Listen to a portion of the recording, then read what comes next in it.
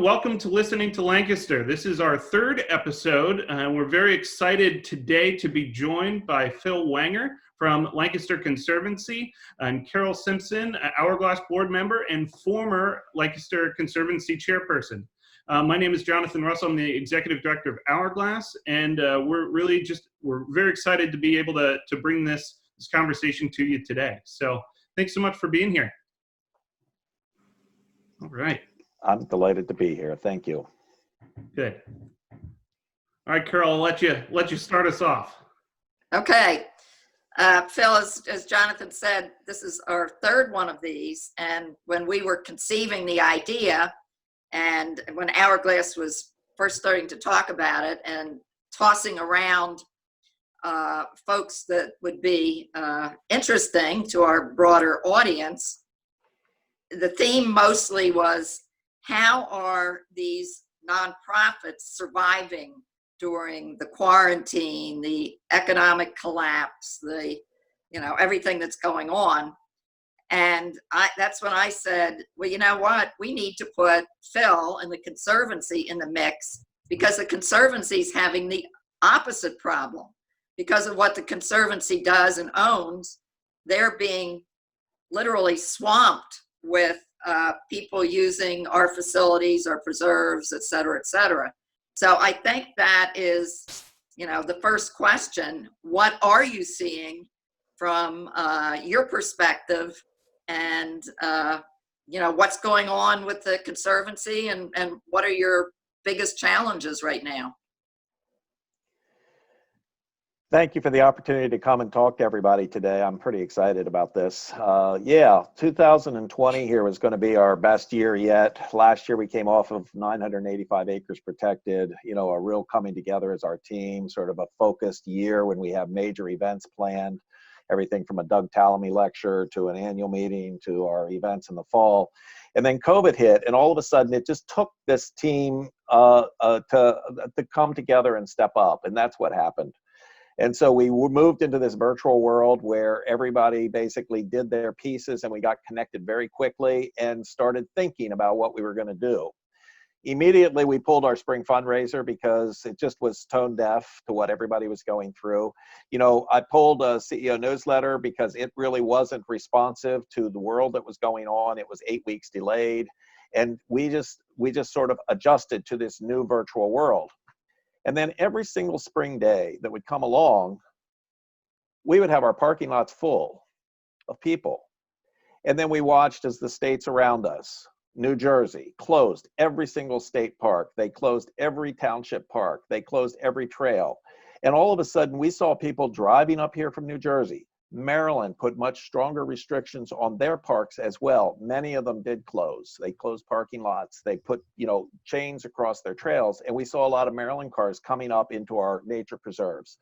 And so we saw this sort of unprecedented use emerging in the community, and it really caused challenges. So you have to recognize all of this was happening fairly quickly. Week upon week, every weekend would roll around and we would have these crowds. So the first thing we recognized after standing guard at our Tuckahoe Glen Nature Preserve is we needed to close that parking area. We counted with a counter about 120 cars coming in there, and we have a 20-car parking lot. So we count 120 cars between 10 a.m. and 1 p.m. And we would have, it was a huge traffic jam. People were parking everywhere. So we closed that lot and we redirected them to our other areas. But with this came the challenge of all these additional users. And so a lot of folks in this business were very, very concerned. They were concerned about the trash. They were concerned about the people coming from out of state. They were just concerned that they couldn't get the parking areas. And we really had this tension about, what do we do? Do we lean into and find this group and make them all become new supporters for us? Or do we really resent them and try and close even more preserves to protect the preserves? Because we've always been about this conundrum. We want people to come and experience the healing, the joy, the recreation of being outside and in nature, and yet we want to protect preserves. We want to protect the land, the habitat, the animals who live there. And so we got into a pretty major educational effort with people to try and teach them what is the difference between a preserve, a nature preserve that's focused on recreation habitat, and a park. A park has infrastructure. It has bathrooms. It has swing sets. It has pavilions. It has, paved trails. It has all of the infrastructure that's necessary. And so our messaging started shifting, and we started saying, go to the parks. Please don't come to our preserves. And that message then sort of took over for quite some time. In the middle of this, people responded. Our supporters said, what can we do to help? And so the Conservancy sort of leaned into that and said, well, the way you can help is we need resources to pick up the trash. We need to put rangers out in the field every single weekend, months in advance of our busy summer season. And we need to be able to respond with all this COVID signage and all this social distancing warning and wear your masks and do all the safety protocol that we needed both for our staff, but also for our volunteers and the community. And I will tell you, the community stepped up. 256 contributors gave us $80,000 on a virtual online campaign. It happened in basically 4 days. And while we've done extraordinary give in the past, we've never done one where it was just ours, our very sort of poor landing page. I describe it, it doesn't have the bells and whistles of the extra give landing page. And people just stepped up and started making contributions. So we knew COVID and nature was an echo and a resource and a thing the community wanted to talk about and wanted to respond to. Wow, that is fantastic to hear. I'm sure many of the listeners have received your emails during this time, and I just want to say, from somebody who's reading them, I've really appreciated your leadership and your messaging during this. It's been really refreshing to hear someone talk about nature as healing, and I've certainly experienced that. I know my fiance, my dog, and I certainly have taken advantage of being out in nature as much as we can during this time. But yep. I appreciate your messaging. It's been great. Yeah. So I'm sorry, go ahead. I was just going to respond to Carol's final question. So what are the really big challenges that we have that we see coming forward here as we move forward as an organization? And I'm just going to speak globally now. I do think that financially, every organization is going to struggle as donors do slap their wallet shut when we go into times of uncertainty. We saw it in the recession back in 2011. We saw it in other times that there's been a lot of uncertainty. So we are concerned about the long-term effects of 15% unemployment and what that does to the community of support. So we are concerned about that. The second thing is that for us, the compelling case that there is not enough land protected to deal with the demand means that we want to continue to accelerate and focus on those few remaining tracts of land that we think are really critical to connecting this landscape, particularly here along the Susquehanna Riverlands, the land in York and Lancaster County that connects and makes this beautiful natural corridor, from the Lancaster County border all the way down to the Maryland line. And so we're going to be focused on making a much stronger case to the county commissioners and others about why money should go into land protection, because they know it, their own county parks were run over, and they get a much better bargain in investing in protected natural lands with us and letting us open them as nature preserves than what it does costing them. And then the third big issue that we are leaning into, and we didn't talk about this in advance, but we really have to expand our audience. And this expanding the audience of folks who really care and want to interact with the natural world has come loud and clear through the racial injustice issues that are ricocheting around our country right now. And so we did put out a statement last week. We basically said, the way we've treated African Americans in the past has been horrific, but we really need to look at our own organization, and we need to look at our board and our staff and our users. And then what we want to do is go through a process over the next year that we can expand our user base so that we can make people who are black bird watchers comfortable coming into the southern end, so that we can go ahead and do a lot of outreach and look at our own policies and what may be racist, and transform any of those policies that we have into what are called anti-racist. So we've been doing some education, and we're pulling together a council, and we're going to look at this and how do we make our nature preserves, which are open to everybody, really truly an asset for the entire community, and not just for the Patagonia wearing, white kids who go off to college who want to go out and go hiking and come here and work. And so this is going to be something that our board has had numerous conversations about over the last 2 weeks, but those are the three big challenges from my perspective. What are we going to do about raising money in an environment where we're in a recession and donors slap their wallet shut? Number two, how can we accelerate our mission of finding and protecting more land? But third, how can we make this a true community organization now at our 50-year anniversary and not just a white organization of a few elitists? And so those are the big challenges that we face as an organization right now. That's, and I think a lot of nonprofits and organizations that work in the public space have those similar challenges right now of how do you reach an expanded audience? How do you make sure that financially you're good to go going forward? I mean, these are real challenges that a lot of people are facing, and they're all going to be asking those kind of questions of themselves. Hourglass is certainly included in that list of groups. So, yeah. So last year was a really big year for the Conservancy in terms of land preserved. What does this year look like in terms of some land that's going to be preserved or projects on the horizon, if you can talk about them? Yeah. Well, our Director of Land Protection, Kate Gonick, always warns me that you can't talk about deals that are in the process. But what I will tell you is the ones that we've actually been willing to talk about. Down in southern York County, there has been an opportunity across from Pinnacle Point and across from Tuckahoe Glen. There have been some large privately owned wooded tracts down there.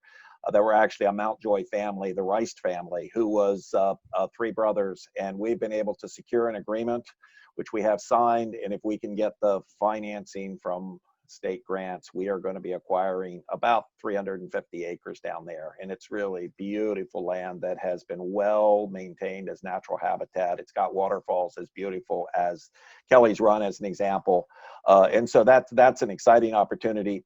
Up and across from the Northwest River Trail, across from Marietta and Bainbridge, the highest peak along there, it's as near where WGAL has their radar installation, but the highest peak there is called Buzzards Peak. And the owner of that has agreed to sell us another 100 acres or so and expand the Pelham Hills Nature Preserve. And then the balance of his land, he is going to be doing a conservation easement on it. So when you ride the Northwest River Trail, you're not looking across the river at a housing development with twinkling lights. You're looking actually at mountains that are so beautiful compared to, the Lancaster County side, where there's nothing but an Armstrong sealing plant. There's a solid waste authority, burn site. There's Fertrell, the fertilizer factory, and so on. The York County side has been much better at protecting those wooded hills, and we're excited to be involved with that. Great. Those are really neat projects. I'm excited to see what they turn into. That's great. So what I know for a lot of nonprofits, a lot of organizations, the way that operations from a individual level and in terms of your behind the scenes, the non-sexy operations have changed a lot for groups. So for example, Hourglass, I've been working at home and trying to make sure that we're practicing adequate social distancing. How has that changed for you at the Conservancy? I think you're at home now. I am at home. Well, this is how times have changed. We're in literally a virtual new world. 9 months ago, we were seriously considering buying a building on South Prince Street and building a new corporate headquarters. This would have been expanded offices, expanded conference rooms, and we would have been doing a capital campaign to support that. We chose not to do that. We live in a very older building with limited, not good office space, but we've made it work well.